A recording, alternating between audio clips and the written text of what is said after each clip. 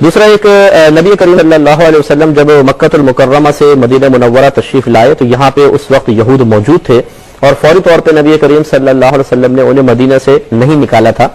تو آپ نے یہاں کے یہود کو ملاحظہ فرمایا کہ وہ 10 محرم الحرام کا روزہ رکھتے ہیں، یوم عاشورہ جو ہوتا ہے اس کا روزہ رکھتے تھے. تو آپ نے دریافت فرمایا کہ تم اتنے اہتمام کے ساتھ یہ روزہ کیوں رکھتے ہو؟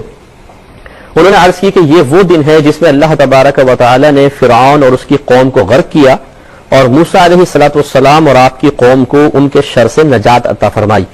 تو موسیٰ علیہ السلام نے اس نجات کے شکرانے کے طور پہ روزہ رکھا تھا، تو ہم بھی ان کی موافقت میں روزہ رکھتے چلے آ رہے ہیں.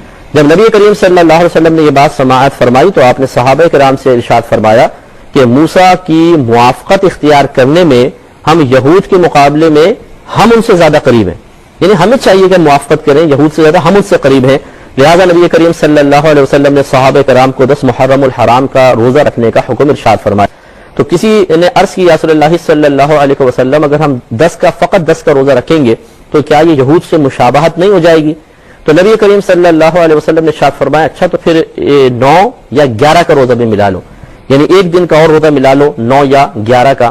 تو اس لیے یہ خود نبی کریم صلی اللہ علیہ وسلم کا طریقہ یقیناً سی بات ہے کہ آپ صحابہ کرام کو ارشاد فرما رہے ہیں، تو آپ نے خود بھی روزہ رکھا اور صحابہ کرام نے بھی رکھا. تو 10 محرم الحرام کا روزہ رکھنا یہ گویا کہ سنت موسیٰ علیہ السلام بھی ہے، ہمارے نبی کریم صلی اللہ علیہ وسلم اور دیگر صحابہ کرام کی سنت بھی قرار پائی ہے. اور اس کے ساتھ ساتھ 9 کا یا 11 کا روزہ بھی ملا لیں تاکہ کسی غیر قوم سے مشابہت بھی نہ ہو جائے.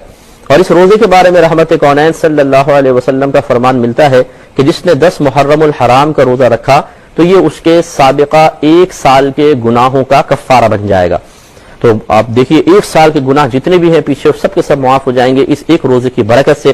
اس لیے کوشش کیجئے اور اگر آپ کے گھر میں دیگر افراد ہیں ان کا ذہن بھی بنائیے کہ اگر کوئی مشکل نہ ہو. ویسے بھی غالباً ہمارے یہاں تو چھٹی بھی ہے، 10 میں ہم گھر پر ہی ہوں گے، 9 میں بھی شاید 9 کی چھٹی ہے، تو 9 اور 10 کا روزہ آرام سے گھر میں آسانی سے کٹ بھی سکتا ہے اور انشاءاللہ یہ فضیلت بھی حاصل ہو سکتی ہے.